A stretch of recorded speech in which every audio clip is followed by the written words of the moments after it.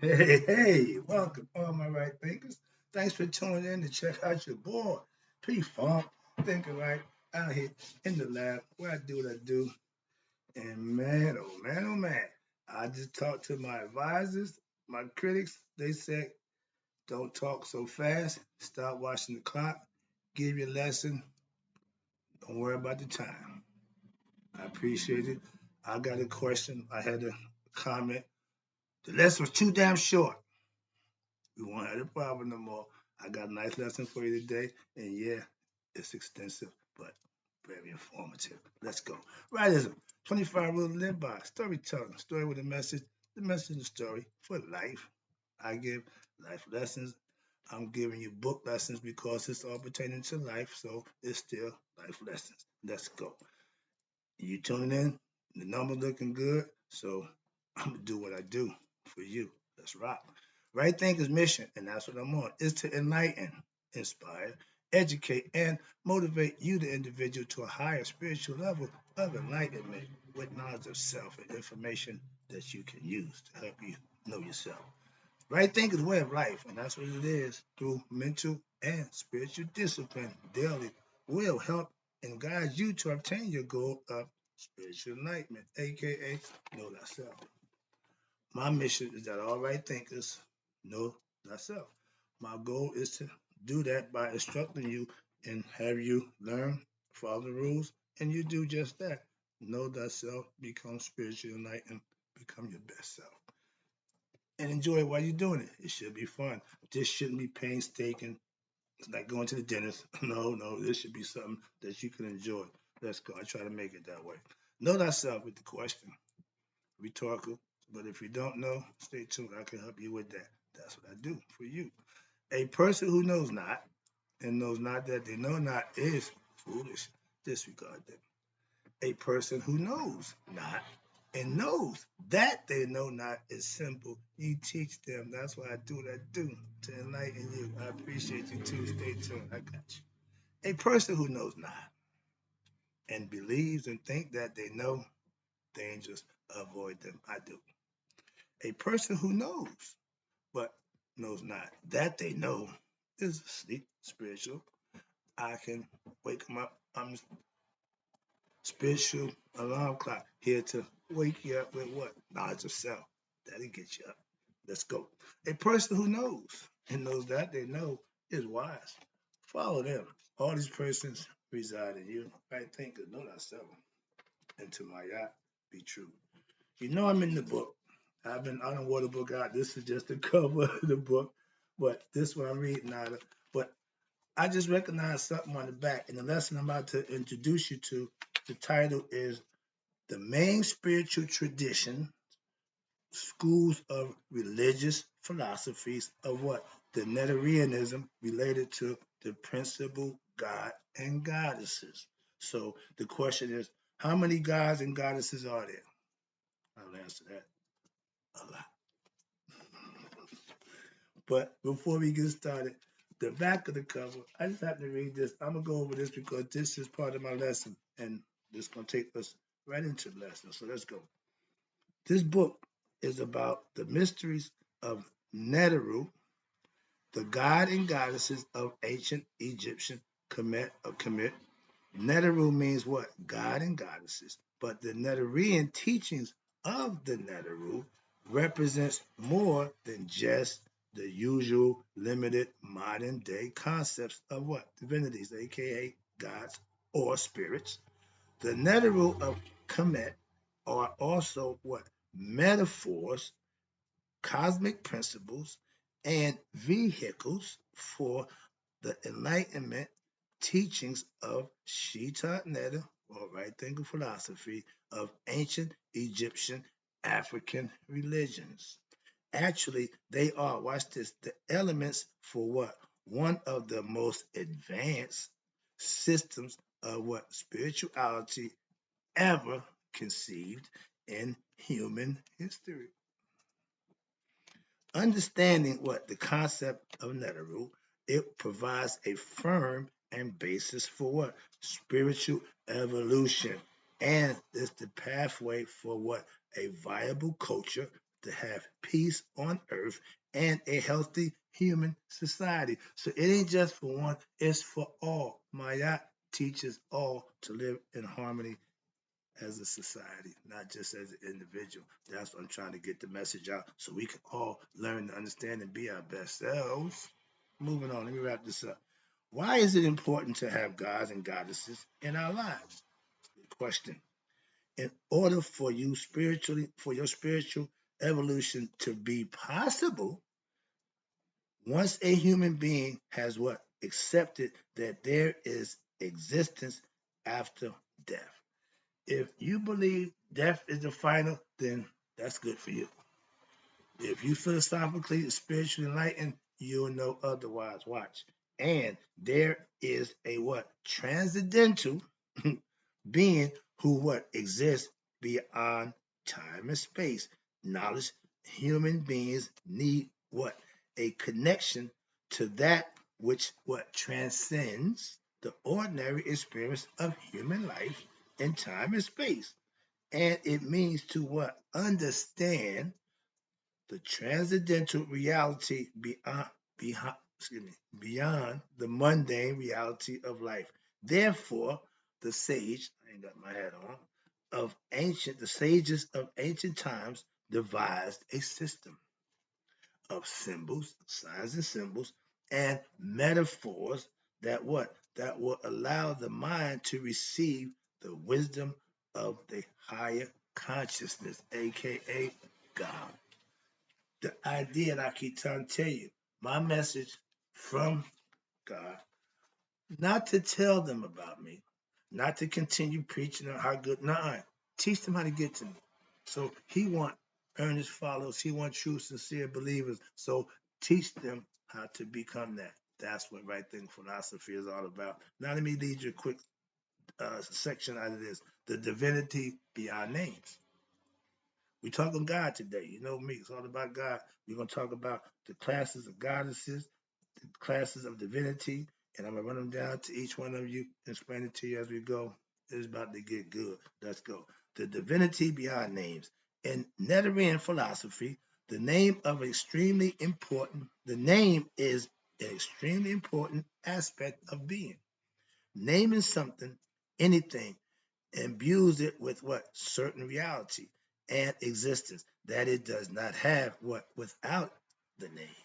Transcending the name means transcending what? Time and space. It exists for only things of time and space. An example that comes into what? The realm of relative existence, the physical world, are nameable. Everything has a name. That's transcendental essence from which what? The named objects of creation come is the absolute supreme being, supreme essence, and that is what? The all source, the one. We all have what? An aspect which is that essence, and that teaching is reflected in the following passages from the ancient Egyptian Per Haru text, wherein the initiate says the following. We had instruction, books of instruction, the Per Haru, the book of coming dead, coming to light. They call it the book of the dead. We call it the book of coming forth by day, meaning you coming into the light. You be coming from ignorance to darkness into the light, aka the glorious light. Good stuff. Okay, but let me get this lesson going. It says this from the initiates. They go into from the Per Hemaru chapter 9. It says, I am that same God, the supreme one, who has myriad of mysterious names. I was born of Temu, the first divinity that came into existence. I know this. Why? I am one possessing the knowledge of the innermost truth, God. That's from the Per Haru chapter 9. Next chapter 26, it says, I am the substratum of all the God and goddesses. Substratum means to take care. I'm the one that's providing. He's the one that's providing for the God and goddesses. He's the one. Okay, they all come from him. as the father of the family. I provide for all of them. Okay, he's the substratum of the family. That's what he's saying. I'm running this thing. I do the finning around here, Baba Louie. Quick straw. Now, it says here in chapter 27, after he says, I am the stratum of all God and goddesses, I am Ra. I am one whose name is unknown, Lord of eternity. That's the title that we give to God, and we all do the same concept, okay? The name is the hidden one, all that same thing. So now I'm getting to the lesson where I'm about to read about how many gods and goddesses are there. There's stipulations, but there's different divinities. We can call them divinities for the sake of having the class of God and goddesses. Let's go. Now, it is important to understand that it is not possible to list all the gods and goddesses of the Netherrean spirituality. Why? The ancient Egyptian religion. Why? This is because they are not, they are too numerous, a whole lot of them, for every aspect of your character, every aspect of your psyche. So we knew how the brain operates way back then. Okay, so all these was aspects that was brought about ancient times. This is because they were too numerous. The reason for the what? The large number, here we go, is that what? In African religion, all nature is seen as what? Embodying some essential principle derived from the transcendental divinity, which is God. Therefore, all is what? A manifestation of divinity in some form or another. Understand that. However, what can be done? What can be done is to list what and describe the main divinity. There we go. Don't need them all, just need the main. Okay, the main divinities, aka Neteru god and goddesses, and supportive Neteru, and show how what the divinities encompass the entire breadth of divinities in aggregate, meaning they all work together, interchangeable, interlocking, no contradictions. There's nothing that's not in harmony. Watch. Having a basic understanding about what each of the principal divinities represents, meaning every aspect of your character, you want to master that aspect. That's the concept. And watch this. When each one of your principal divinities represents and provides what? Insight into the nature of what? Self and the divine essence behind all things, aka again, God. This, of course, is what? The first step on to what? Understanding the code which is embedded in the myths. I tell you stories with a message. I put the message in story form so I can talk to you philosophically, break it down for you so you can understand it. But there's a story with a message, and it's all about myths. Myths are stories with messages. It's a language and it's a code. That code is what? The key to unlocking the right thinking philosophy, aka she taught mysteries of what? The mysticism of life, life lessons, and the means to what? Attain spiritual awakening, knowing thyself. My mission is to get you there. So this is what I'm all about, getting you to know yourself for yourself through educating, enlightening, and instructing you on things that you can do to make that happen for yourself. Which is what? The highest goal of all spiritual endeavors in any and all your religions. That's what I tell you. I understand the purpose of religion, but when it's not done correct, I don't subscribe to it. It's just that simple. Moving on. Now, over here, it says the classes of God and goddesses. Yeah, it's different classes, different stages, different realms that they work in. We working and we getting there. Don't worry, I'm not in a hurry. I ain't sitting here trying to beat the clock. I ain't sitting here trying to spit it all out. I'm teaching. I hope you get this lesson. Let's go. Now, first, it must be understood that there are two categories of sentient beings. What's a sentient being, you say? Good question. There are deities and human beings, gods and humans. Once the God come into human form, he become a human being. So, secondly, according to watch this, Mayat philosophy, all sentient beings fall into two categories: those who follow Mayat and those who follow in Mayat, meaning anti-Mayat, unrighteous. Mayat is divine and righteous. In Mayat, Anmaat, that's in Mayat means unrighteous. Okay, the deities, watch this, may be divided into two classes: the Neteru, or god and goddesses, and the Sabai, or the demons. We have Sabai, which is a teacher, and the opposite of a teacher is what? Somebody who dumb you down. The teacher brings you intellect. The Sabai, the opposite, the demon, is there to bring you down, aka the ego self. Okay? Anything in opposition to what's right is evil. That's aka the devil. So watch this. Both the Neteru and the Sabai emanate from what? The same person, Parnetta. When you have a root and set on the side, it's the same concept. That's what they try to show you. You got good and bad possibility in you. Your choice. You're the decision maker. That's why everything you do falls back on you. You reap what you sow. You do good work. Excuse me. You get good return. It's simple. It ain't that hard. God didn't make life complicated. Real simple, basic. Watch this. Both the Neteru and the Sabai emanate from Panetta, the supreme being. Watch this. But they constitute what? Duality of creation. I told you the first thing he did was stop the chaos and put Maya in order. Everything runs on Maya, which is order, divine order.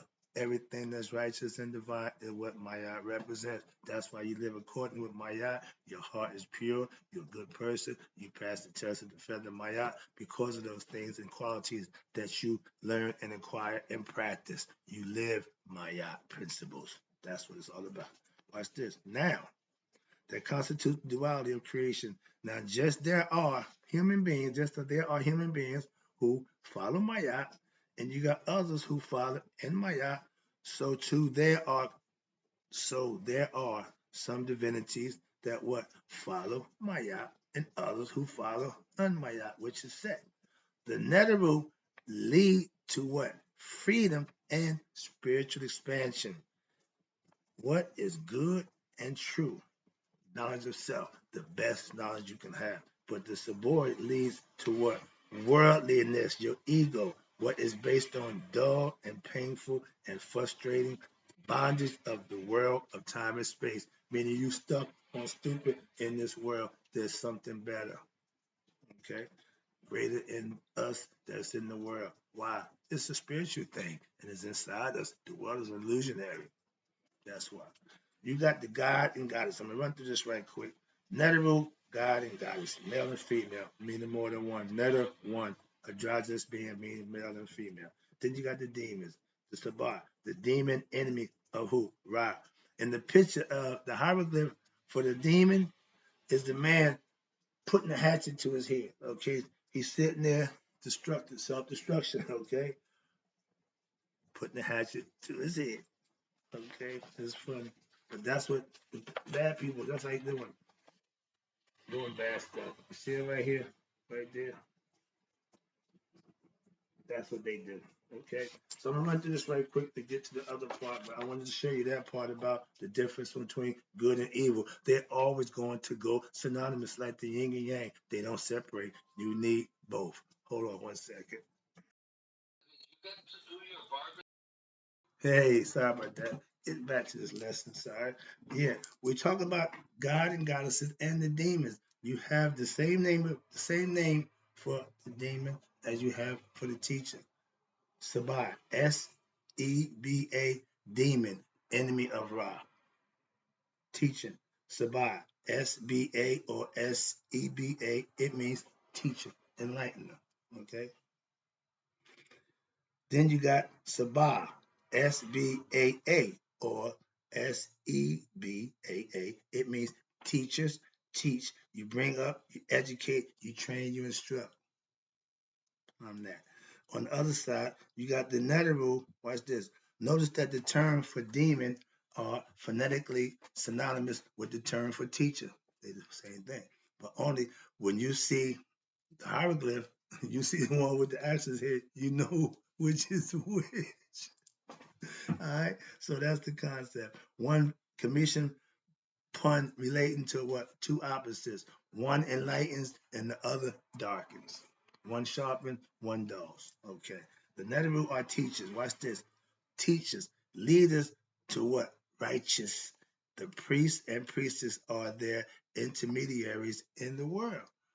When you're doing good work, what I do, good work, you consider a guardian, a gatekeeper, whatever. I call sage. I'll take that. But I'm a teacher of what? Spiritual enlightenment, knowledge of self. Those are good things. And they got over here the last one, Sabah, SBAU or SEBAU, are what? The teachers and instructors. Again, last one, SBA, SBAI, is spiritual preceptor. All the above. Moving on. The Neteru gods and goddesses of Netarian religion, watch this, may be grouped as followers. There are two main categories. First, there is the transcendental, aka the supreme being, the one. Then there is what? The temporal, the god and goddesses who what emanate from the supreme being and do the work of creation of what sustaining life. He brought forth Shu, which is air, Tefnut, which is moisture from above. He put those there for purposes. Those are gods that play their roles. All the gods have a purpose and a reason, like anything else. They work together. Watch this. Now we got to understand in the realm of what time and space. You have three different realms. Time and space is called Jetta, DJETA. There are three divisions on physical earth, on the physical concept. Watch this. And there are gods and goddesses of earth realm, which is the top, and you got God and goddesses of what? The Dua, the upper netherworld, where the good gods go, the realm of God and goddesses, and you have the Pet, or the heavenly, which is the lower astral plane realm. Three separate places, three different things going on. Then you got the other side right here. This is the scale or schematic of how you see the transcendental God. You see at the top, you got the noon up there. Then you got the Ben, which is God coming to creation, physical world, and every one of those rays, just seven of them. Seven, the seven hathars, the seven series, the seven chakras, all that seven is important, okay, for that reason. At the time, again, it was seven visible planets. So seven was the big number. Nine is the real number, but let's stick with the lesson. And first you got the noon. That's primordial waters, the substratum divinity, well, the realm of what? Matter without form. The noon is potential. Anything can happen. That's the original. That's transcends time and space. Okay? Then you come down, you got the Ben, which is the primordial point, the dot of creation. Again, that's where the realm of time and space is. That's Amun, the triple God. Watch this. The next layer you're coming down, which represent the higher netherworld, the casual plane, the created divinity, that's Amun. The next level, you got the lower, the netherworld, the lower astral plane, the extraterrestrial, that's Ra. That thing sitting in the sky, okay? The next one is that's the realm of matter with form. You got the matter concept, got the idea of Ra in the sky, visible.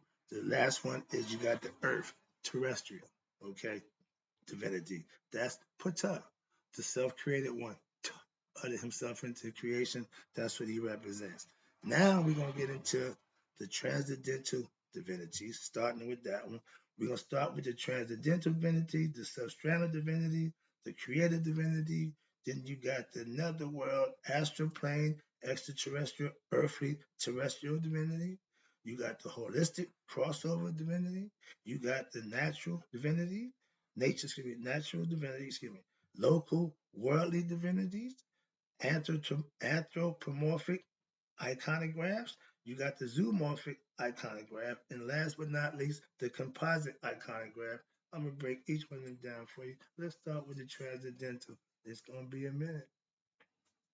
First of all, it's important to what understand that there is a concept in Netherlands religion of what a nameless and a formless divinity. Remember, divinity is God, another title for God that transcends concepts and thought and cannot be circumscribed. I use that when the dot in the circle to make the completeness. Ra don't need that. He circumscribes himself throughout the world. He's the dot in creation, aka the Big Bang. He can watch this. Thought and cannot be circumscribed within the confines of philosophy. This is what the ultimate and transcendental absolute. Again, God. He's infinite and infathomable essence of everything. That supreme divinity has no name. Again, no image, no origin, no likeness, no being. That's why we call him Amun, the hidden one. There is no sign for him. Okay. It is what? Identifiable, infathomable, unknowable through what? The ordinary mind in time and space, but is referred to philosophically, here you go, as Kun, Run, Kun Renef, he whose name is not known. In essence, God. Everything that essential qualities and concepts fits God. So no matter what you give him, how many labels you call him, all that, it's still the same person, the same entity. So that transcendental absolute is what is discovered only when the person, transcends the mind and senses and in time and space, meaning physical understanding. I tell you, the heart and mind coherence need to work synonymous with one to become harmony, and you can raise your conscious level to become God-like. That's what the theory is. That's the concept, and I'm going to show you how that works. For purpose of what? Divine worship. God is divine. You worshiping God. You need to know who you worship it. And for the purpose of divine worship and ordinary spiritual practice in religion, the abstractness of what? Of an absolute divinity is impractical. Why? The mind needs a firm image. Tutankhamun, Tut means a firm image. You need to be able to visually see it. Pictures worth 1,000 words. That's why we start out with the Medunetta, aka pictogram. And the firm image and a concept to what? Grasp hold of, especially what? In the beginning practice of religion. Baby food, you got to take minor steps. You give them the esoteric, the exoteric, the outer meaning. You give them the fluff. You bring them along, okay? But even into the more advanced stages, even in religion, there's advanced stages. The first one is the myth. First one is the myth. Second one is the ritual. Third is the metaphysical, or what I call the awakening or the mystical experience. When you and God become one. Having concrete form to worship, something that you can understand, is therefore what? Essential for the effective practice of the religion. Every religion got a sign. Christian got the cross. We went through that before. But yeah, why? There's a sign signifying what you're doing. Okay? There, watch this. Now, through these forms, the wisdom related to the nature of the divine is what? Related to the human mind in a manner that is accessible. You can comprehend, you can use the knowledge that you got, like I'm giving you, you can put it to practical use. And when the mind is confronted with what? An abstract image, it cannot easily relate to it. There must be much work done what in order for that to happen. They need to be clarified, need clarity, need to be understanding. But however, everybody said when Jesus spoke, he spoke in parables. No, he just spoke. Y'all didn't understand what he was saying at the time he was saying it. Later on, oh, okay, the delayed reaction. Okay, like a good joke when you missed the pun and then they say, oh, yeah, okay. I don't teach that. I want you to have it right now. But however, watch this.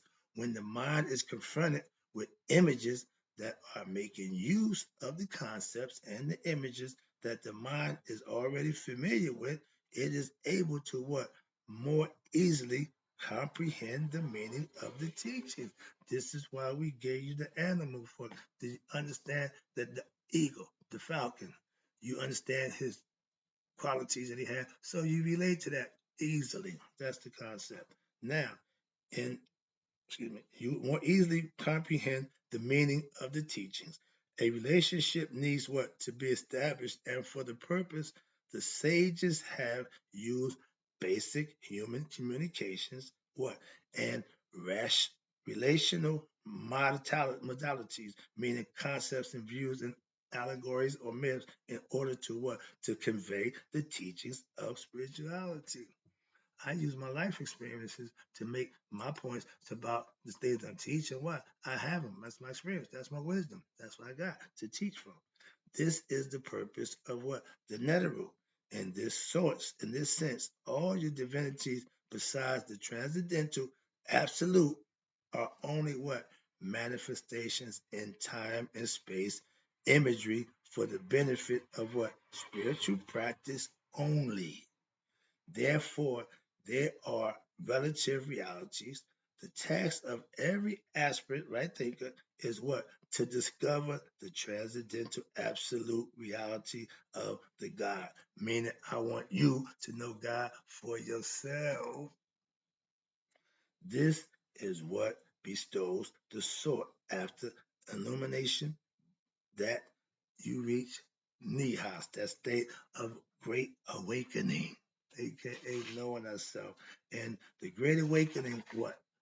That confers immortality, meaning once you on God make that connection, you bought your ticket, you sealed your situation in the afterlife conceptually. You've been saved, you've been resurrected, you've been born, you know thyself. You confer immortality and what? Freedom from the bonds of ignorance and human delusion, pain and sorrow, and aka suffering because of lack of knowledge of your higher self, your egoistic ways, male and female, no description. When the mind, watch this, when the mind matures, it is able to grasp the higher conceptualizations contained in what? The iconographs and the myths and the allegories and the mythological concepts. In this manner, watch this, the mind is what? Able to gradually become more purified. How? In its understanding of the divine and thereby approach the divine in a realistic manner. Understanding and knowing God, you can go into prayer or you can go into meditation with a knowledge and understanding of who you're talking to, who you're communing with. If you just believe in God, you don't have a clue who it is and what it's about. It's just, I believe. So get knowledge. And the Netherul, watch this, may therefore be considered as belonging to what? Two classes, the unmanifest and the manifest. The manifest exists in a hierarchy stretching forth from what? The subtlest to the gross, meaning the higher to the lower. Right now, earth is the lowest level. This is hell, for your information. The bottom of the barrel, we're here. Some have watched this. Transcendental qualities, they function between different levels or planes of existence. We know that the concept of the spirit, the ba, which is by a bird, that means it can take flight. The ka also can leave. But set, the ego, can't leave. Okay? It don't have wings. It has four legs. That means grounded right here. And they said, this is the devil's domain. We in hell. Yeah, the earthly spirit concept, they're here. They can't rise. That's the concept. Watch this. But through their interactions and the capacity, we learn the teachings of spirituality that is contained in the myths, the stories. The Bible is a book of stories, the greatest stories ever told, which is true, but they're just stories. The substratum of divinity. Here we go, next level. Now, the manifested divinities constitute the physical creation itself. The first level of manifested divinity is what? The substratum from which all creation arises. Creation does not come from nothing, but rather from the ever infinite and eternal essential essence of existence, called the Noon or the Nunu. Noon is commonly referred to as, we call it, the primordial waters, because philosophically we come from the noon. Everything comes out of the noon. Okay, that's why I call it this is a stratum divinity. Next, we got creative divinities. This is going to be good. Now, out of the noon, an all-encompassing creative divinity arises, who causes what the parts of the noon to take on what shapes and form we call creation. These divinities contain within themselves the entire matrix that becomes creation. Therefore, they are what? Androgynous, meaning male and female. One person with both sexes, the ability to impregnate and the ability to be impregnated. That's God Himself as a androgynous being. It goes both ways. It must be understood, watch this, that there only one creator, but it can be named differently and in different myths and stories. However, we know that there's what? Only one, because what the scripture themselves tell us so. Therefore, the created divinities the created divinities of the different Netherlands traditions, and we have a few, are actually what? Manifestations of what? The same creative principle, but described in what? Different ways in order to highlight the particular teachings. You have the main creative divinities. Watch this. They are Meher. That's the cow with the regalia. Okay. Then you got, and she also represents karma. Then you got Net. I told you about Net. She's the weaver. She's the one who keeps everything in order. She the one says that she gave birth to Sebek, the crocodile god, and she birthed Ra. And you got Nebercha, the all-encompassing god. Then you got Ra, Harakti, Haramaket. That's the Sphinx. These are all what they call created divinities. Then you have the all famous Amun Ra, you got Asar, and you got Ptah, and you got Khepri. Each divinity is what? Endowed with a particular form, name, and myth in order to convey the teaching of that divine and the human origins in a particular way. Each one of those gods represent a different aspect of the same God. That's what they're trying to tell you. I run out of time, but I would break it down. But I'm gonna leave it there and move on because I broke all of them down pretty much. So you should know pretty much of them. But let's go on. So again, it is important, watch this, to understand, however, that all these divinities, and there's a lot of them, are related to each other, and they all what? Emanate from the same substratum, the primeval ocean, aka the noon, and thus their teachings is not contradictory, but rather complementary. But you say this one do that, yeah, he do, and this one do that, yeah, he do. But they come together. They don't hoop and holler, fuss and fight. I got this, I represent. No, they work in harmony. When you control them as your individual, you should have all these things under control. It's all psychological. It's all up here. Let's talk about the creative divinities emanate the rest of the gods and goddesses and human beings from what? Themselves. We all come from the one. And thereby creation comes into existence, what? Along with all the life forms therein. The spirit is in everything is him. This means, watch this, that everything has a divine spark of life that sustains it. And everything is what manifested creation is actually composed of that same primordial stuff which was from given form by what? The creative divinity.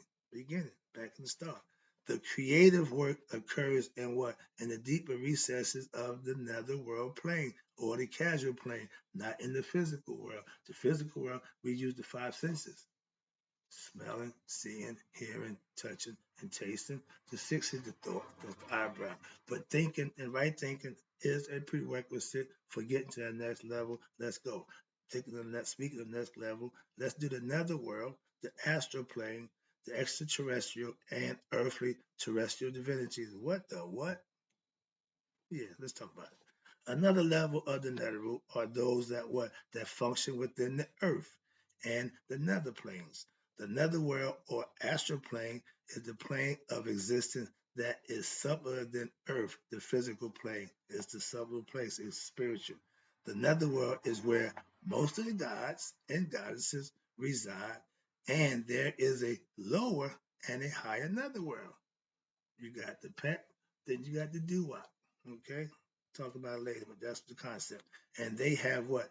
Interactions on what? The physical plane, both of them. With each other and with people, people can what? Communicate with them through meditation and channeling. A channeler is a person who let the spirits talk to them. They connect with them and they just recite what the spirit is saying to them. That's different than meditating or being psychic. They are channelers. They hear the spirits speak to them. Watch this. You talk to commune to them with meditation or through a state in between waking and sleep. Okay, that in between state. Some divinities, watch this, in this category have avion quality, which is body, physical body. And this signifies that what? They have a subtler nature with other divinities, which are quadruple, quad, yeah, quadruped, which means four-legged, meaning earthbound. Wings, you can leave. So when the divinities are quadrupled, and this signifies what? That they have a grosser nature, heavier, staying close to the ground. And they are what? Earthbound. I love it. These divinities have local interests. Why? And so they are recognized as tutelary, or what they call a caretaker divinities of that particular locality on earth. Yeah, Wasit, Hecate, and Anu all had different trinities, different philosophical concepts, but all the same God. That's the concept. Then you got the holistic, what they call crossover divinities. A holistic Neteru are those who have what qualities that allow them to what appear to the masses of people on earth in form of what the local divinities, and also they operate in the other planes of existence also. Thus, they fulfill the roles needed by people at every stage of spiritual evolution. They have human existence and incarnation, but their higher aspects are of creator divinities. In order to promote spiritual evolution, a human being, watch this, needs to what? Learn about and experience the increasing and expanding consciousness on the higher planes of existence, meaning raise your conscious level. It ain't all physical, it becomes mental and spiritual. So right thinking comes into play through what? Through the worship and the increasing knowledge of these divinities, learn about them, mastering them. A human being can what? Discover the deeper and deeper levels of existence by what? Discovering the deeper levels of the symbolism or the esoteric teachings and the myth teachings contained in what? The iconographs and the mystic wisdom of their respective sagas. And the mystery system. She taught Netta, aka right thinking philosophy. The divinities in this category include who? Asar, Aset, Tahuti, Haru, Het Haru. These are the divinities who are related to each other or the creator divinity, and they also have relationships to who? The noon, where they come from. They all operate or they come from the noon. I got to speed up a little bit. I'm looking at the clock. I can't help it. Sorry. But now let's talk right quick about the natural divinities. The natural divinities are what? The Neteru who compose the elements of nature. Ra, Shu, air. Ra, the sun. Shu was air. Tufnu is the water, the rainfall. Then you got Geb, which is earth, and Nu, which is represents heaven, the starry decked skies in heaven. These are all divinity gods symbolizing the cosmic forces of nature. We named them, we gave them identity, but it's all forces of nature. Okay? We can't be air. We can't be the earth. So those things we can't emulate. But the next five, the local worldly divinities, now we can talk a little bit. Divinities worshipped at the particular known, which is the city and town along the Nile, but not nationally throughout Egypt. Why? Everybody had a different concept. Example of a local divinity is Jedi, worshipped as what? A form of Asar in where? Jeddu. That's the town in Egypt where they worship Asar. Okay? Then you got anthropomorphic iconographs. The term anthropomorphic means what? With human form. Okay? This kind of imagery is the easiest for the human mind to identify with and recognize it. It is the basic kind of iconograph that people can adopt and follow since it allows what them to quickly relate with the divinity. This kind of iconograph is often used by those divinity what who have human incarnation. The character, behavior, the myth, and the custom of these divinities denote what the energies and the teachings of these divinities by what using particular kinds of headdresses. I tell you, you know I'm all about the headdress and acting in the temple pageant as what the divinity, the cosmic force can be further experienced. Remember, use the force. You have to know and understand in order to use it. And watch this through your empathy, the identification with the divinity, if the energy, the cosmic force of the particular divinity is understood, watch this, that divine quality being expressed is better understood and thus spiritual knowledge is increased. It, if all of the forms of manifestation were understood, the creative divinity who gave rise to them would what also be understood.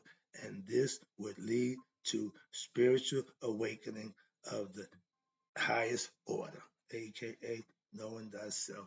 Right quick, excuse me. Yeah, sorry about that. I'm almost home. We got one more paragraph to go with two. Now we're going to what they call the zoomorphic iconograph. Now, zoomorphic meaning with animal qualities. When you see the human man, you see Ra with the falcon head or Haru with the falcon head. That's the zoomorphic. Anthropomorphic, and you see him with the body of the animal and then the head of the human. So let's go back and forth. Let me move on. Zoomorphic means with animal qualities. The falcon I just used example. Many divinities are depicted with what? Animal qualities. Oh, they worshiping God. No, it was the idea of getting across the quality of that animal represented that bird. The ibis bird represents knowledge. The baboon represents knowledge. So we use that to exhibit those qualities in that animal. This is to signify that they represent some quality or force of nature as expressed more purely through what? A particular animal. Just laid it out. Animals have a particular way of being and acting and feeling, as well as certain purity with which they manifest certain energies that is rarely manifested by what? Human beings. Animals have pure instinct. That's it. No conscious. Animals do not have conscious or inhibitions, such as those of human beings. So they are different. Okay. They operate more directly through what? Instinct. Again. And thus their actions demonstrate particular forms of characteristics of a particular manifestation of energy or more natural or powerful way. This way is imagery. This way of imagery allows the what? The avid student to study that particular force and understand it more clearly. If you want to study what? Haru. Again, that's the falcon, the hawk. The hawk qualities is he's the fastest bird in the air. He fly higher and further than any other bird, and he can get the eyesight. He can be 2 miles away and see a field mouse, and the field mouse don't have a clue. His life is over. Once he get a beat on you, he got you. If he see a fish in the ocean, less than 10 meters deep, when he can see them close to the surface. They're getting the sunstroke and feel they can just swim up close to the sun and get their warmth. He can come down there, go in the water, scoop him up, and come out and be dry, aerodynamic. He's a bad man. So we use him to signify the spirit in us. See? That's why. Let me wrap this up. Hope you enjoyed the lesson. I'm almost home. Now we got the composite iconograph.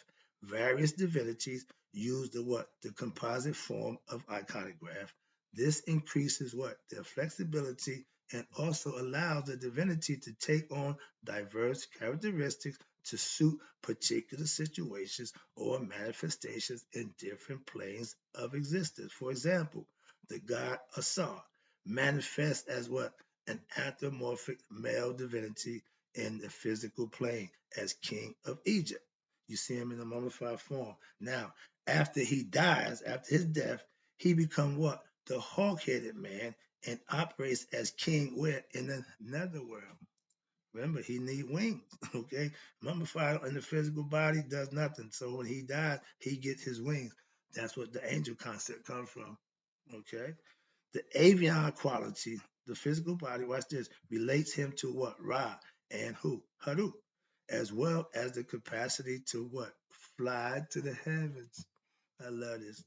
This kind of iconograph is what is to be considered as a correlative theological statement, a statement that links theological traditions that outwardly appear to be different and separate, but there are many such statements in the Netherrean philosophy. They serve to show what the underlying correlations between the divinities, as well as the unifying principles of the philosophy. The concept of iconograph and the system of divinities also, watch this, allow human beings to what? Study the creation in its dissected fashion so as to what? Better understand the parts. Break it down systematically, understand what it is. The end of this study is the realization that what? Human beings have all the qualities represented in all the divinities, no matter how many they are. If the divinities are eaten, here we go, as the pyramid text explained, the Mayans thought that they took their enemy, top of the pyramid, and sacrificed him by splitting his chest open, taking his heart out, and eating it and incorporate his powers. It physically don't work. It's all symbolic and metaphorical. That's what some of the Bible thumpers don't know. The book is all metaphors and symbols, not literal. Okay, so understand that. And if the divinities, watch this, are eaten, as the pyramid text explained, the power of that divinity reverts back to the eater. That's the symbolic and the philosophical concept metaphorically, just as, watch this, as the energy or the power of food reverts back to what? The eater. You eat a banana, it turns into you. You eat an apple, grape, or cherry, it goes out, it turns into you. The body takes everything and turns into what it needs. Okay, watch this. Thus, as the eating process goes on, human beings gradually becomes what? More and more complete and whole. Putting the pieces back together is the task of what? Spiritual study. Worship and the ultimate goal of life is what? Is that the unveiling of the mysteries of life. This is also the oldest and deepest philosophy behind what later came to be called the Eucharist. Thus, we have two kinds of Eucharist in the Netherrean theology. One is that the Eye of Ra, Haru, which reconstitutes the body of Ra, gives him life. Okay, he gave his father the eye to bring him back to life. He get the falcon head, so he becomes able to ascend to heaven. The next one is the other Netherrean, which constitutes the pieces of the eye of Haru itself. When Haru's eye got destroyed, Tahuti repaired it, fixed it back, and it came up to 63, 64. That 1/64 is the thread that connects us to God, that connects the physical from the spiritual, that 1/64. And when you die, you get that back and you're going into the afterlife. That's the lesson. That's my divinity. That's the class of gods and goddesses. I hope you enjoyed it. Try to keep it slow. Try to keep it impactful. I got through it. Hope you appreciate it. I thank you.